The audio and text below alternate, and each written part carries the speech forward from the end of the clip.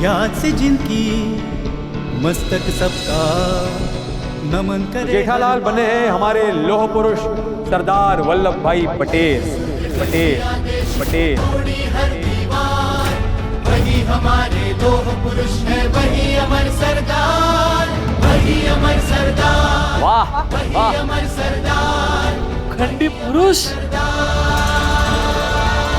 हूबहू सरदार वल्लभ भाई पटेल लग रहे हैं। आज अगर सरदार पटेल होते तो हमारे साथ कैसे बात करते? तो चलिए हम बात करते हैं हमारे लोह पुरुष से जब ये नए नए सत्याग्रही बने। वल्लभ भाई जी, सुना है बचपन से ही आपका स्वभाव विद्रोही था। मैं जब स्कूल में था तो हमारे कुछ अध्यापक पुस्तक का व्यापार कर रहे थे। छात्रों को पुस्तक महंगे दाम पर खरीदने के लिए मजबूर कर रहे थे। ओ, तो आपको ये बात अच्छी नहीं लगी? बात अच्छे बुरे की नहीं है, बात सही और गलत की है। पुस्तक का व्यापार करना गलत बात है। तो मैंने विद्रोह कर दिया। स्कूल 5-6 दिन बंद रही और अध्यापकों की पुस्तक बेचने की प्रथा बंद हो गई। वल्लभ भाई, लेकिन आज भी कई स्कूलों में ऐसा है कि किताबें, पेन, यूनिफॉर्म सब स्कूल से ही लेना पड़ता है। शिक्षण का व्यापारीकरण कभी नहीं होना चाहिए। आपने वकालत की डिग्री ली, लेकिन आपने कभी वकालत नहीं की, ऐसा क्यों? देखिए, सत्याग्रह की लड़ाई 2 प्रकार की होती है।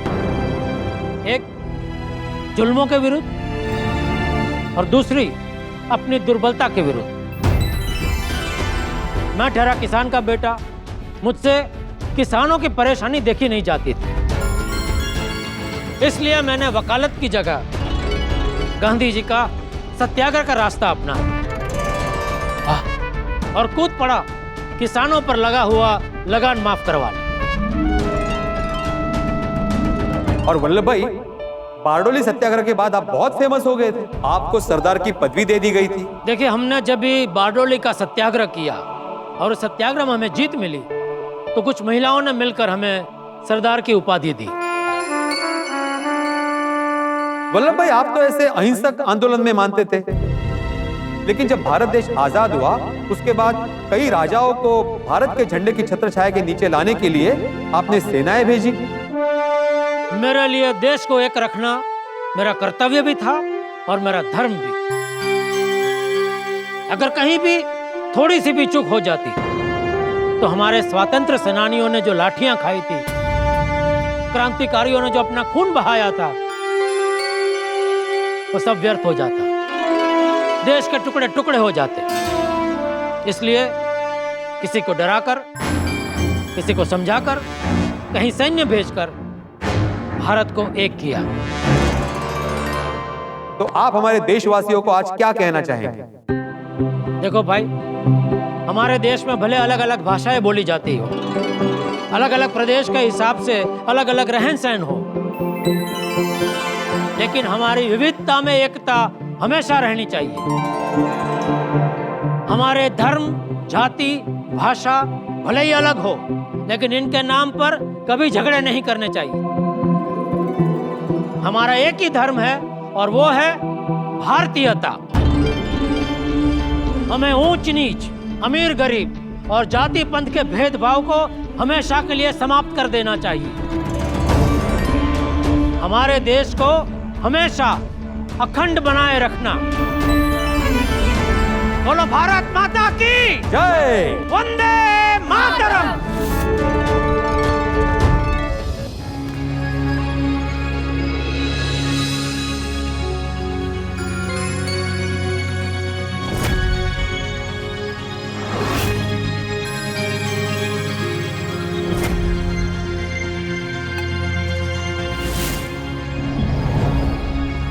पोपटलाल जी जो बने हैं हमारे राष्ट्रपिता Mahatma Gandhi. Gandhi Gandhi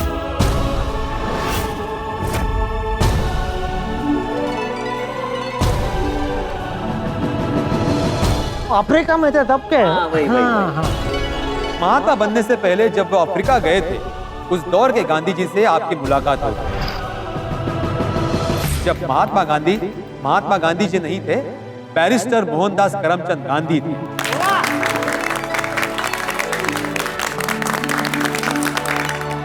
Oh, father of the nation. Mr. Gandhi, you cannot travel in first class compartment. Why? I have a first class ticket with me. You have to go in third class compartment. Lawfully, you cannot ask me to leave the compartment. उस वक्त दक्षिण Africa में रंगभेद की नीति चलती थी। हमारे बापू ने उसका दृढ़ मनोबल से विरोध किया। मैं आपकी सविनय अवज्ञा करता हूँ। आप जो चाहे कर सकते हैं, लेकिन मैं यहाँ से नहीं जाऊँ। और बापू को धक्के मारकर ट्रेन से उतारा गया।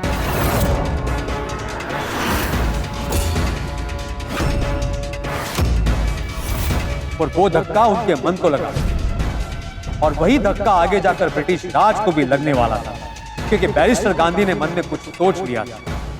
बापू 1903 से लेकर 1914 तक अफ्रीका में रहे और वहां रहने वाले भारतीयों के लिए अहिंसक आंदोलन की और हर तरफ सविनय अवज्ञा आंदोलन की। कुछ लोग चाहते थे कि बापू को जैसे के साथ तैसा होकर लड़ना चाहिए, पर बापू कहते थे, ताकत शारीरिक शक्ति से नहीं, मन की शक्ति से आती है। धैर्य ही हमें निडरता से हमारी बात रखने की शक्ति देता है।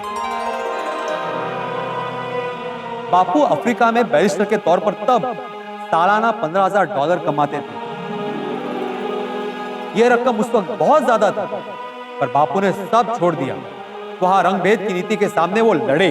स्वयं को खोजने का सबसे अच्छा तरीका है स्वयं को दूसरों की सेवा में रख दो। जब बापू को किसी ने पूछा कि पापियों को भी आप क्यों माफ करते हो, तब बापू ने कहा, पाप से घृणा करो, पापी से नहीं। पापी से प्रेम करो, तभी वो सुधरेगा। जब लोग कहते हैं कि बापू अहिंसा से क्या होगा, तो वे बोले, आंख के बदले आंख पूरे विश्व को अंधा बना देगी। नफरत से नफरत मिलती है और प्यार से प्यार और शांति मिलती है। बैरिस्टर गांधी अफ्रीका गए तो थे वकालत की प्रैक्टिस करने, पर बनकर लौटे हमारे बापू महात्मा गांधी।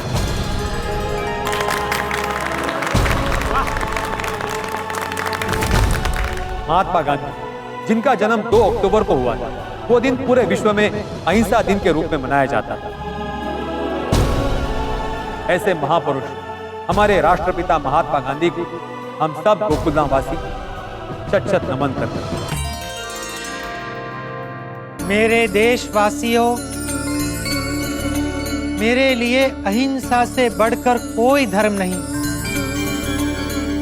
और सत्य से बड़ा कोई ईश्वर नहीं। जय हिंद। जय हिंद। बापू ने धरती पर लड़ी अजब लड़ाई, न तोप दागी न बंदूक चलाई, दुश्मन के किले पर भी नहीं की चढ़ाई। बाहर फकीर तुमने कैसी गरिमा दिखाई। तो सुंदरलाल बने हैं तात्या टोपे। टोपे, टोपे, टोपे, टोपे।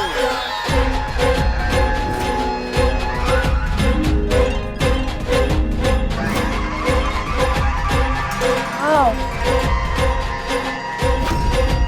1857 के विद्रोह के प्रमुख सेना नायक तात्या टोपे। अहो पण होऊ दे की कोणी पण असेल, आपण बघून येऊ। उनकी सेना हजारों में है तो क्या हुआ, हमारा हौसला लाखों के बराबर है। तात्या टोपे, उनका पूरा नाम था रामचंद्र पांडुरंग राव। प्यार से सब उन्हें तात्या कहते थे। और टोपे के पीछे 2 कहानी है। एक तो पेशवा बाजीराव ने उन्हें रत्नों से जड़ी टोपी दी थी, इसीलिए सब उन्हें तात्या टोपे कहते थे। और दूसरी कहानी यह है कि वो जब अंग्रेजों के वहां काम करते थे, तब वहां का तोपखाना संभालते थे, इसलिए सब उन्हें तात्या टोपे कहते थे। सच क्या है वो तो सिर्फ इतिहासकार ही बता सकते हैं, पर स्वाभिमानी तात्या टोपे जी ने अंग्रेजों का तोपखाना छोड़ दिया और जब तात्या नाम की तोप का मुंह ब्रिटिश राज की तरफ मुड़ा तो ब्रिटिश शासन को हिलाकर रख दिया। माने वीर मराठा, जीत हुई तो आजादी को गले लगाएंगे और अगर हार हुई तो मौत को गले लगाएंगे, लेकिन हमारा अणु अणु मातृभूमि के लिए लड़ता रहेगा।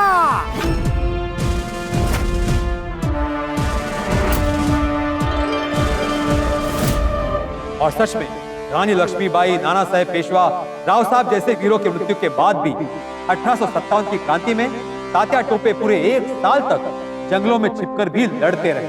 हमारे पास सैन्य बल कम है तो क्या हुआ, हम गेरिला युद्ध नीति से लड़ेंगे, लेकिन अंग्रेजों को चैन से नहीं बैठने देंगे। जय मातृभूमि, जय मातृभूमि।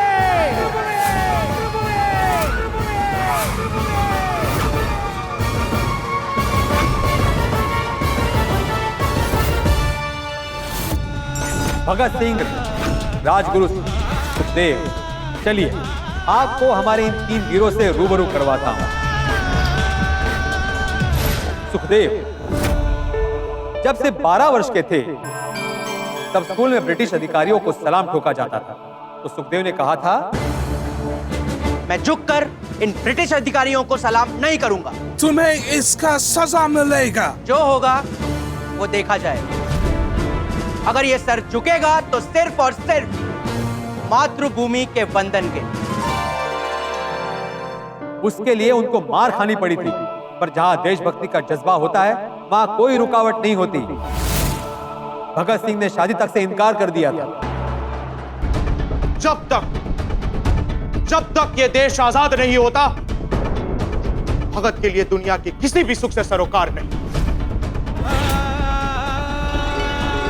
और राजगुरु भी कुछ ऐसे ही दीवाने थे।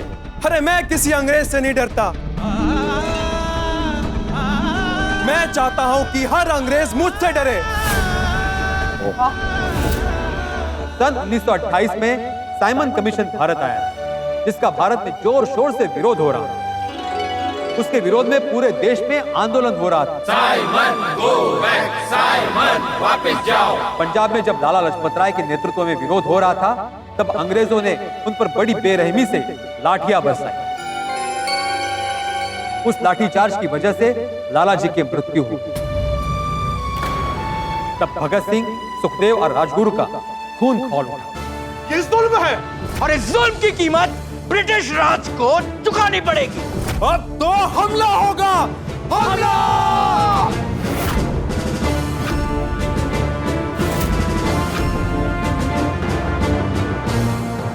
भगत सिंह और सुखदेव तो कॉलेज के जमाने से दोस्त थे और बाद में राजगुरु भी उनसे जा मिले और उन तीनों ने मिलकर जेम्स स्कॉट, जो लाला जी की मृत्यु के लिए जिम्मेदार था, उसे मारने की योजना बनाई। वो दिन था 19 दिसंबर 1928, लेकिन पहचानने में गलती की वजह से जॉन सैंडर्स मारे गए और बाद में तीनों फरार हो गए। ये गूंगी बहरी सरकार है, इसे शायद हमारी आजादी की बात समझ नहीं आ रही। लगता है अब इन्हें समझाना पड़ेगा। और इस बार उन्हें समझाने के लिए धमाका करना होगा। और याद रहे, धमाके में कोई मारा नहीं जाना चाहिए। और इस बार ये धमाका उन लोगों के सामने जाकर करेंगे। इनकलाब जिंदाबाद, जिंदाबाद। फिर 8 अप्रैल 1929 में केंद्रीय असेंबली के अंदर एक खाली जगह पर इन्होंने बॉम्ब फेंका और तीनों गिरफ्तार हो गए और तीनों को फांसी की सजा सुनाई गई।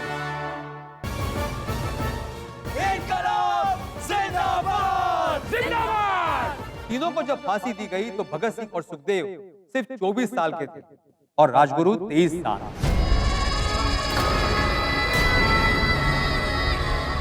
इस छोटी सी उम्र में देश पर फना होने की जो बड़ी चाह थी, उसको शत शत नमन।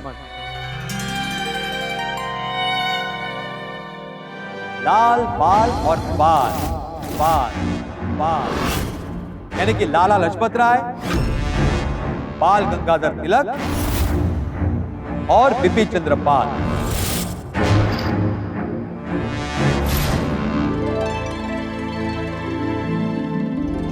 लाला लजपत राय का जन्म लुधियाना नगर के जगराय कस्बे में हुआ था। वे भारतीय पंजाबी लेखक केसरी के नाम से भी जाने जाते थे। युवाओं, हिंद में भेदभाव और ऊंच नीच की कुप्रथा को बदलो और उच्च शिक्षा हासिल करो। वाह वाह, सबको एक करके स्वतंत्र राष्ट्र के लिए लड़ो। महाराष्ट्र के रत्नागिरी के बाल गंगाधर तिलक बचपन में पिताजी के पास संस्कृत सीखते थे। तभी से भारतीय संस्कृति के प्रति अतुल्य भाव पैदा हुआ और राष्ट्र की स्वतंत्रता के लिए उग्र बने। स्वराज मेरा जन्म सिद्ध अधिकार है और उसे मैं लेकर ही रहूंगा। तिलक जब बर्मा की मंडाले जेल में थे, तब उन्होंने मराठी भाषा में गीता लिखी थी, जिसका नाम है गीता रहस्य। तिलक ने भारतीयों को एक करने के लिए सार्वजनिक गणेश उत्सव की शुरुआत की थी। और अब लाल बाल पाल में आते हैं बिपिन चंद्र पाल, जिनका जन्म बंगाल के हबीबगंज में हुआ था, जो अभी बांग्लादेश में। बिपिन चंद्र ने स्वराज और न्यू इंडिया के नाम से मासिक पत्र निकाला, जिसने स्वतंत्रता के आंदोलन की आग में घी का काम किया। शस्त्र कानून के लिए उन्होंने कहा, मेरे देशवासियों, मेरे बांधवों, ब्रिटिशरों ने शस्त्र कानून क्यों लाया? अगर वो शस्त्र रख सकते हैं तो हम क्यों नहीं? जैसे उन्हें अपनी रक्षा करने का हक है, वैसे ही हमें भी है। हमें हमारे देश, हमारे संस्कृति के लिए शस्त्रों को रखने का पूरा हक है। अंग्रेजों की नीति थी फूट डालो और राज करो, डिवाइड एंड रूल। सन 1905 में लॉर्ड कर्जन ने मुस्लिम बहुमत वाले बंगाल को अलग किया और तब पूरे देश में विरोध की ज्वाला उठी। तब पंजाब से लाला लजपत राय, महाराष्ट्र से बाल गंगाधर तिलक और बंगाल से बिपिन चंद्र पाल ने जबरदस्त आंदोलन किया और यही से इतिहास में ये तीनों लाल बाल पाल के नाम से जाने गए। एकता से ना कोई समझौता होगा, अखंड देश का ना कोई टुकड़ा होगा। भंग भंग हुआ तो आंदोलन होगा। भंग भंग नहीं होगा, भंग भंग नहीं होगा, भंग भंग नहीं होगा। जय हिंद।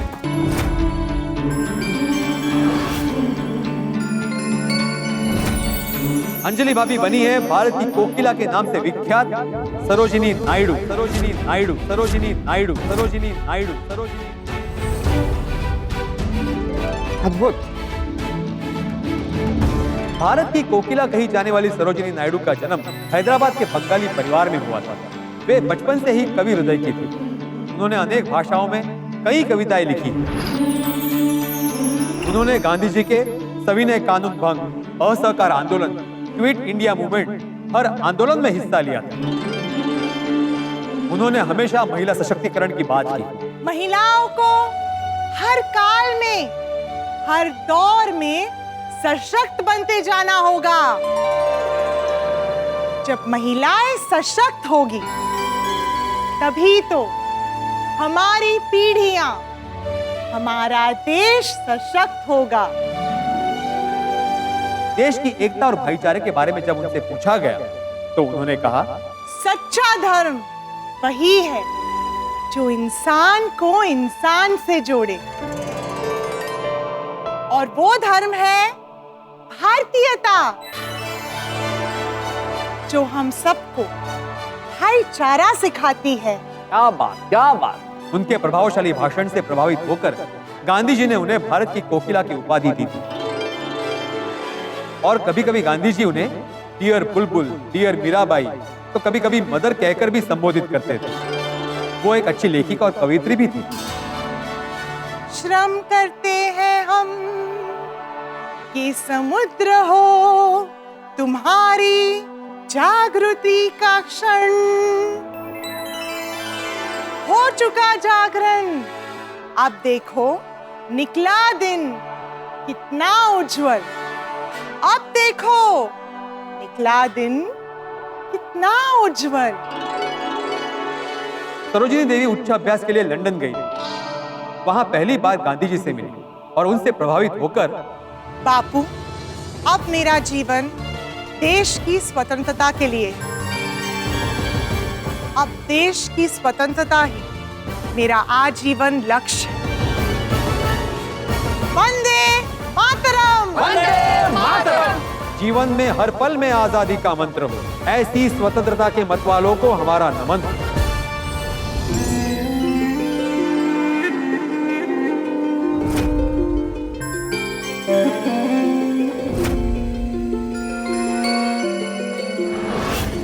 हमारे साइंटिस्ट अय्यर बने हैं पिंगली वेंकैया जी। वेंकैया जी, वेंकैया जी, वेंकैया जी।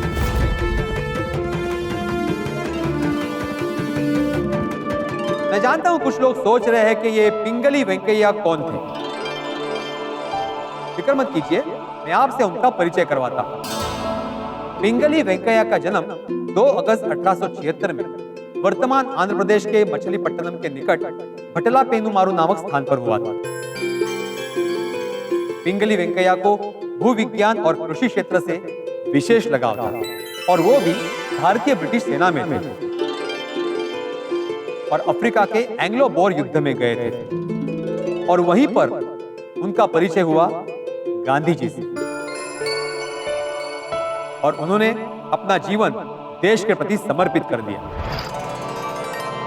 काकीनाडा में आयोजित भारतीय राष्ट्रीय कांग्रेस अधिवेशन में उन्होंने कहा, हम भारतीयों की एक खासियत है, हमारे यहाँ विविध प्रकार की भाषाएं, विविध प्रकार के खान पान, अनेक वेशभूषाओं का पहनावा है, लेकिन हमें एक छत्र के नीचे आना हो, अपनी पहचान बनाना हो, अपनी पहचान का सर्ववादित करना हो, तो उसके लिए हमें एक फ्लैग मतलब एक झंडे की आवश्यकता है। वाह। और उनकी इस बात से प्रभावित होकर बापू ने उन्हें राष्ट्रीय ध्वज का प्रारूप तैयार करने का सुझाव दिया।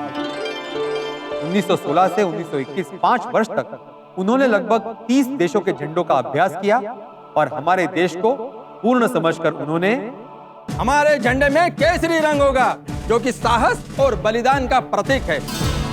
हमारा देश कृषि प्रधान देश है, इसलिए हमारे झंडे में हरा रंग भी होगा। और बापू के सुझाव पर उसमें शांति और सच्चाई का सफेद रंग आया और ऐसे बना हमारा तिरंगा। पहले उसमें चरखा था, फिर अशोक चक्र आया। हमारा राष्ट्रीय ध्वज जो हमारी स्वतंत्रता और सार्वभौमिकता का प्रतीक है। हमें हमारे झंडे के सामने सर झुकाना है, लेकिन हमारे झंडे को कभी झुकने नहीं देना है। जय हिंद। मेरी सोनू जो किरदार निभाने वाली है, उनका परिचय कुछ इस प्रकार देना चाहता हूं। वो बचपन से ही विचारशील और वीर, बोरपन तांबे और भागीरथी बाई की सुपुत्री, जिनका बचपन का नाम था मणिकर्णिका। मणिकर्णिका पवित्र नदी गंगा का भी एक नाम है। मणि यानी कि रत्न, और वो रत्न है झांसी की रानी लक्ष्मीबाई। लक्ष्मीबाई, लक्ष्मीबाई, लक्ष्मीबाई, लक्ष्मीबाई।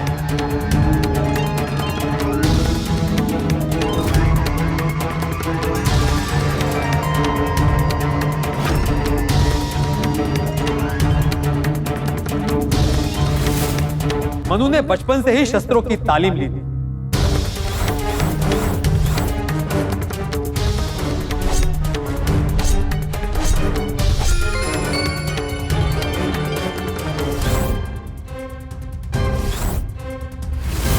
वो बिजली की गति से वार करती थी।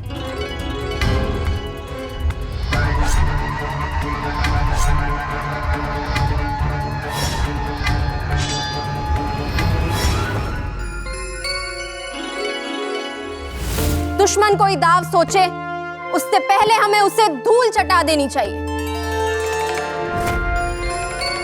बचपन में जब उनके मित्र नाना उनको चिढ़ाते थे कि तुम हाथी पर नहीं बैठ सकती, तब उन्होंने क्या कहा था? याद रखना, एक दिन हमारे पास अपने खुद के हाथी होंगे, वो भी एक नहीं 10-10। और सच में ऐसा हुआ। 14 साल की उम्र में उनकी शादी झांसी के राजा गंगाधर राव से हुई और वो झांसी की रानी बनी। और फिर अंग्रेजों की कुटिल नीति से उन्हें झांसी छोड़नी पड़ी। अंग्रेजों, ये छल कपट से तुमने हमारा राज्य तो छीन लिया, पर याद रखना, ये रानी कभी नहीं हारेगी। कसम है मुझे, मैं अपनी आखिरी सांस तक अपनी मातृभूमि के लिए लड़ती रहूंगी। उनकी ये ललकार हर तरफ गूंज उठी। मैं अपनी झांसी नहीं दूंगी।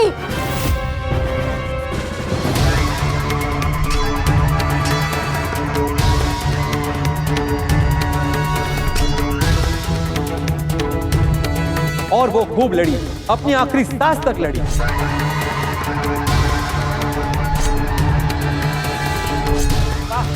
तेरा स्मारक तू ही होगी, तू खुद अमिट निशानी थी। बुंदेले हर बोलो के मुंह हमने सुनी कहानी थी।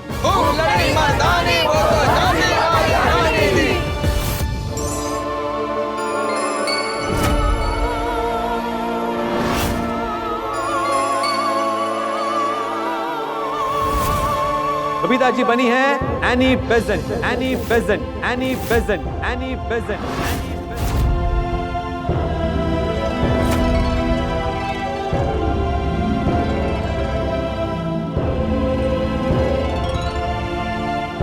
क्या बने हैं? Doctor Annie Besant. वो तो शायद भारतीय नहीं थे, नहीं? जेठालाल, नाम पर मत जाओ, उनका काम देखो। एनी बेजेंट, जिनका जन्म लंदन में हुआ था।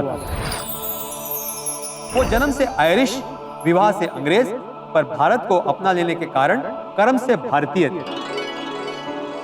उन्होंने अपनी कर्म भूमि भारत को चुना था।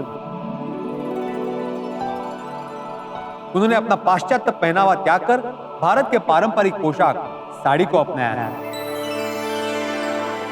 वे भारतीय संस्कृति से बहुत प्रभावित थी। उनका मानना था, प्रत्येक राष्ट्र, प्रत्येक व्यक्ति एवं प्रत्येक जाति अपनी एक विशेष बात रखती है, जो कि एक सामान्य जीवन को दर्शाता है।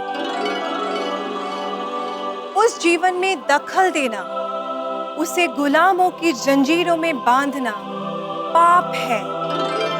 वे चाहती थी कि शिक्षा में धार्मिक शिक्षा का समावेश हो, ताकि लोग अपनी संस्कृति को जान सकें।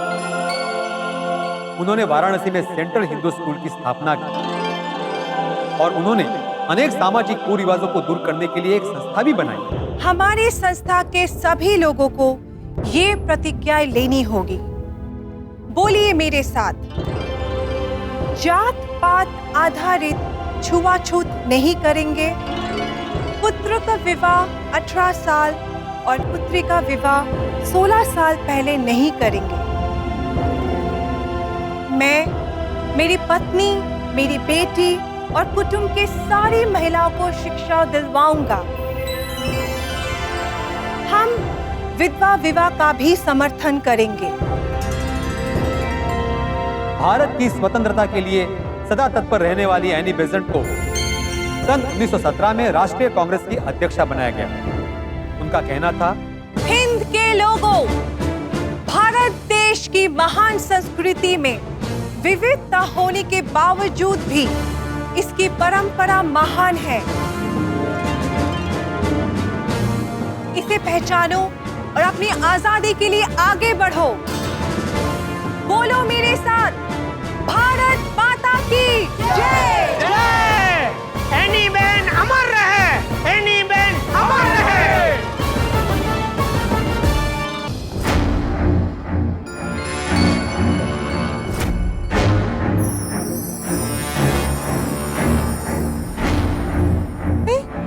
कौन बनियो छे?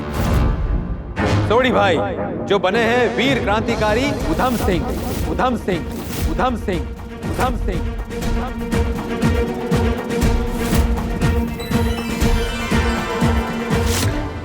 उधम सिंह का जन्म 1899 में पंजाब के सुनम गांव में हुआ था। माँ बाप के निधन के बाद वे अनाथाश्रम में रहे।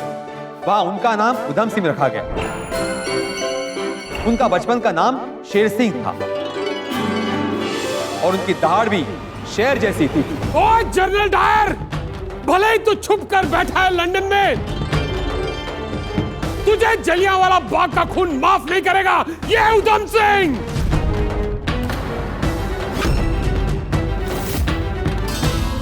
और फिर उधम सिंह नाम और हुलिया और भेष बदलकर अफ्रीका, नैरोबी, ब्राजील से होते हुए लंदन पहुंचे।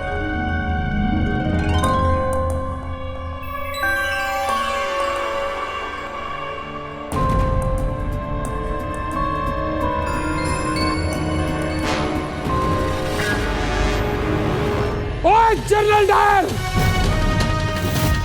याद कर ले अपने चहीतों को, जिन निहत्थे और निर्दोष लोगों पर तूने गोलियां चलाई हैं, आज उनका वीर, उनका भरा तुझे सजा देगा।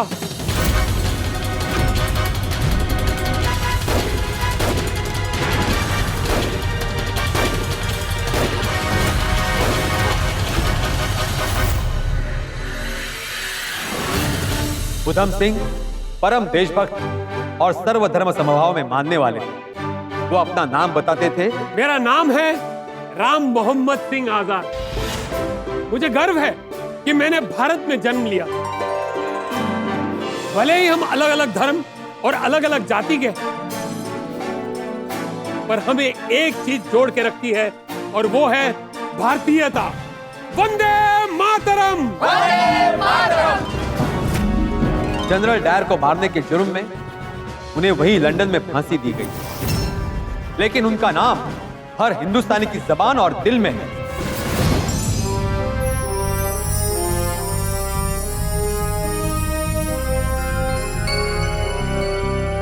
कोमल भाभी जो बनी है कमला देवी चट्टोपाध्याय, चट्टोपाध्याय, चट्टोपाध्याय, चट्टोपाध्याय, चट्टोपाध्याय।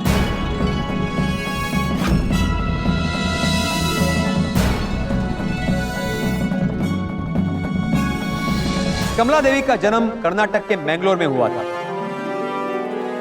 कमला देवी गांधी जी के विचार से जुड़ गए। उन्होंने भारत की आजादी के लिए विश्व के कई देशों का दौरा किया था। मैं विश्व के सभी बुद्धिमंतों और मानवता में विश्वास रखने वाले लोगों से अपील करती हूं कि भारत की स्वतंत्रता के लिए खुले मन से सरोकार कीजिए।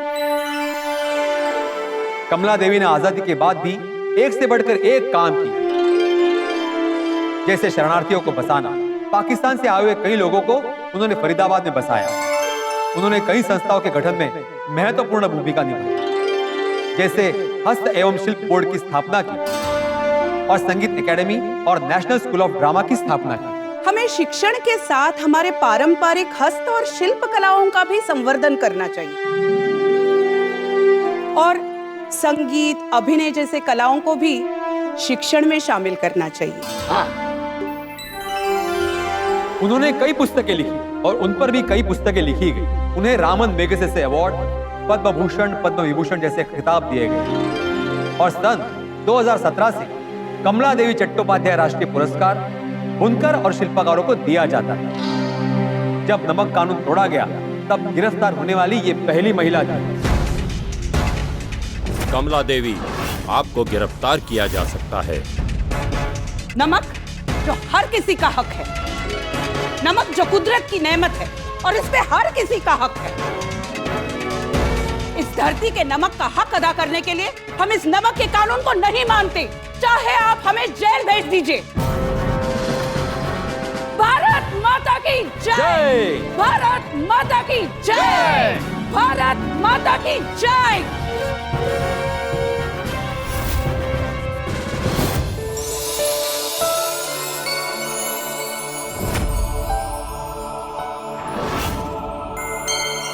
हमारे मेहता साहब बने हैं लाल बहादुर शास्त्री। शास्त्री, शास्त्री, शास्त्री।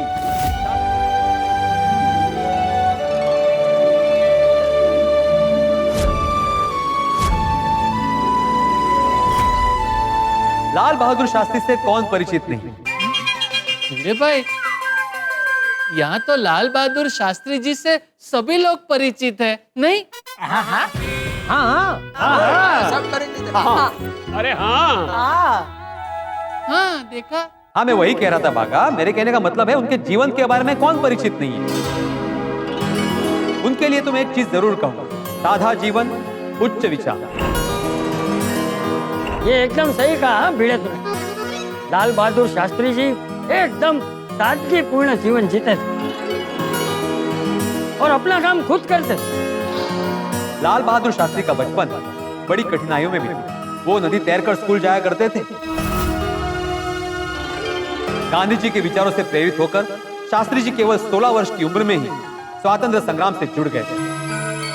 लाल बहादुर शास्त्री जब 1965 में नेहरू जी के बाद प्रधानमंत्री बने, तब भारत का पाकिस्तान के साथ युद्ध छिड़ा। मेरे प्यारे देशवासियों, यह संकट का समय है। युद्ध के कारण देश अनेक समस्याओं से जूझ रहा है। ऐसे वक्त में मैं अपनी तनख्वाह का त्याग करता हूं और सभी देश बंधुओं से यह विनती करता हूं कि हफ्ते में कम से कम एक दिन एक वक्त का उपवास अवश्य रखें, ताकि हमारे देश के दूसरे बंधुओं को अन्न मिल सके। उन्होंने बड़ी दृढ़ता और खूबी से युद्ध को अंजाम दिया और भारत को पाकिस्तान के सामने झुकने नहीं दिया। भारत और पाकिस्तान की जनता की समस्याएं, आशाएं और आकांक्षाएं एक समान हैं। हमें लड़ाई झगड़ा नहीं, गोला बारूद नहीं, रोटी कपड़ा और मकान चाहिए। हमें आपस में लड़ने की बजाय गरीबी, भुखमरी, बीमारी और अज्ञानता से लड़ना चाहिए। लड़ाई आन पड़ी तो उसका भी सामना किया, पीछे नहीं हटे। नफरत की राजनीति नहीं की, सोच का दिया जलाया। वह देश और कानून का बड़ा सम्मान करते थे। मेरे प्यारे देशवासियों, देश के प्रति निष्ठा सभी निष्ठाओं से पहले आती है। इसमें हमें यह प्रतीक्षा नहीं होती कि बदले में हमें क्या मिले। जब हम सभी कानूनों को सर्वोपरि मानेंगे, तभी हमारा लोकतंत्र मजबूत होगा। हमारे लाल बहादुर शास्त्री जी और गांधी जी का जन्मदिन एक ही दिन आता है, इसलिए दोनों के विचारों में भी काफी समानता है। शास्त्री जी हर चीज का महत्व समझते थे। मेरे प्यारे देशवासियों, हमारा देश कृषि प्रधान देश है। हमारा किसान हमारे पेट की आग बुझाता है और यह देश सुरक्षित रहे, इसीलिए हमारा जवान दिन रात सीमाओं पर पहरा देता है। अतः आज युद्ध के समय मैं कहना चाहता हूं, जय जवान जय किसान, जय जवान जय किसान। इनका नाम है नेताजी श्री सुभाष चंद्र बोस।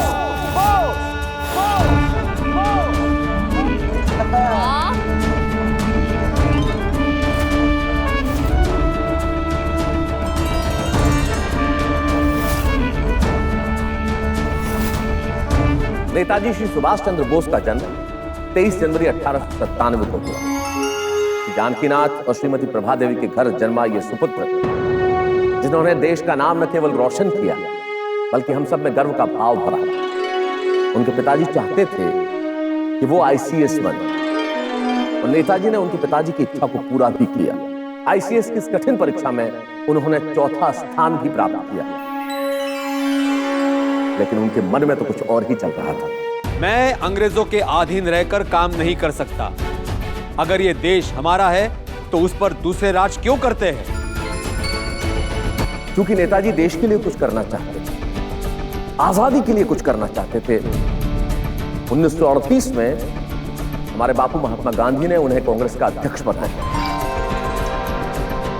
नेताजी के मन में तो कुछ और ही विचार था। इतिहास गवाह है, कोई भी वास्तविक परिवर्तन चर्चाओं से नहीं लाया जा सकता, उसके लिए लड़ना ही पड़ता है। वो अन्याय सहन नहीं कर सकते थे। याद रखिए, दुनिया में अगर सबसे बड़ा अपराध कोई है तो वो है अन्याय सहन करना और गलत बात से समझौता करना। दुष्यंत कुमार जी का एक शेर मुझे याद आता है। वो कहते हैं कि सिर्फ हंगामा खड़ा करना मेरा मकसद नहीं है, मेरी कोशिश है कि ये सूरत बदलनी चाहिए। और मेरे सीने में ना सही तेरे सीने में सही वो कहीं भी आग, लेकिन आग जलनी चाहिए। और नेताजी के विचारों में अग्नि थी, आग थी। मेरे देश के युवाओं, हम सब के अंदर बस एक ही इच्छा होनी चाहिए, देश के लिए मरने की, ताकि देश जी सके। एक सैनिक की शहादत से ही देश जिंदा रह सकता है।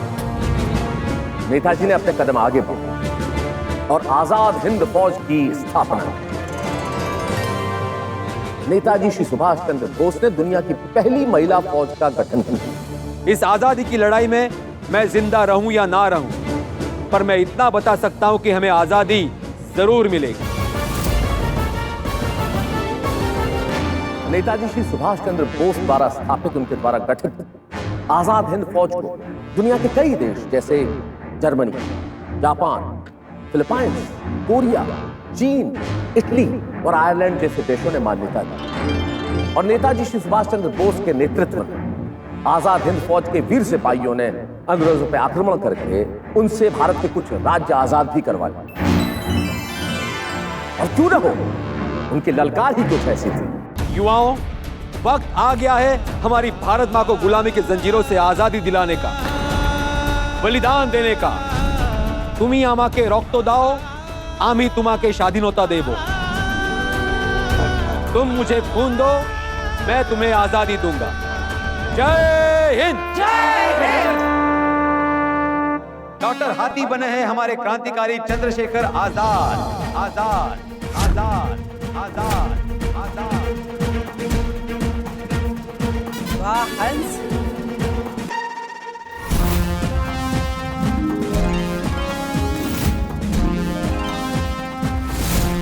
क्या बात है।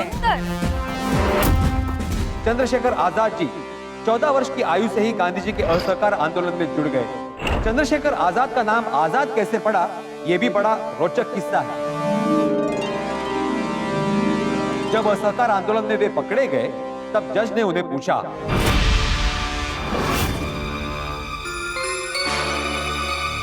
आपका नाम? आजाद, आजाद, आजाद। आपके पिता का नाम? स्वतंत्रता, स्वतंत्रता, स्वतंत्रता। और मेरा पता और कारावास, कारावास। मैं अपने भारत देश को आजाद करवा कर रहूंगा। वंदे मातरम, मातरम। इसी घटना के बाद उनका नाम चंद्रशेखर आजाद पड़ गया। चंद्रशेखर आजाद क्रांतिकारी विचारों के थे। गांधी जी ने चौरा चौरी की हिंसक घटना के बाद असहकार आंदोलन बंद कर दिया। तब आजाद क्रांतिकारी संगठन से जुड़ गए। आजाद ने काकोरी कांड में अंग्रेजों को लूटा और लाला लाजपत राय की मौत का बदला लेने भगत सिंह, राजगुरु, सुखदेव के साथ मिलकर पुलिस वाले सेंडर्स को मारा। और जब इलाहाबाद में अल्फर्ड पार्क में आजाद को सैकड़ों पुलिस वालों ने घेर लिया, तब बड़ी हिम्मत के साथ वो लड़े।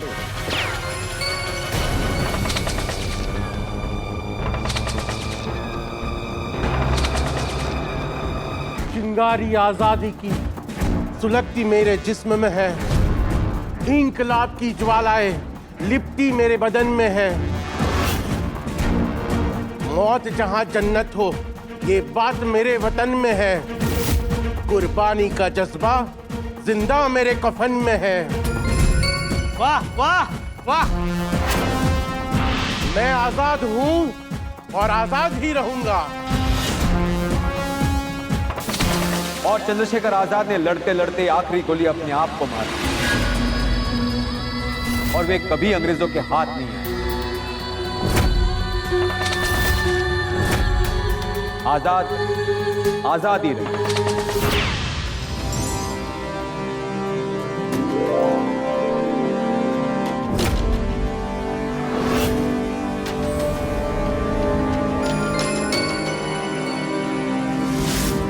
पिंकू जिनका किरदार कर रहा है वो है राम प्रसाद बिस्मिल।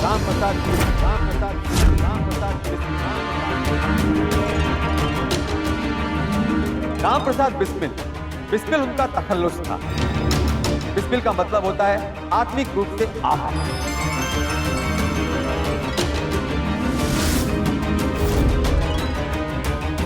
जिसके देश के सीने पर गुलामी की बेड़ियां पड़ी हो, उसका दिल तो घायल ही होता है। रामप्रसाद बिस्मिल भी सभी क्रांतिकारियों के साथ काकोरी कांड में शामिल थे।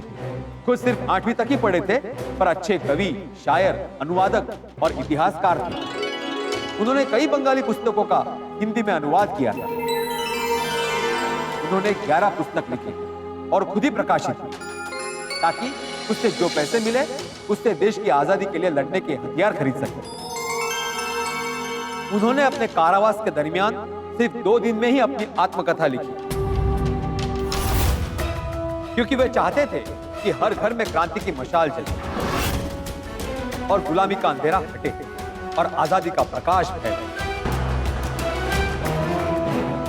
उन्हें जब फांसी दी गई तब उन्होंने बिस्मिल अजीमाबादी की गजल बोली थी, जो फिर आजादी के मतवालों का मंत्र बन गई।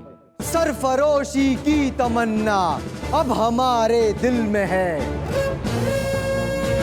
देखना है जोर कितना बाजुए का दिल में है।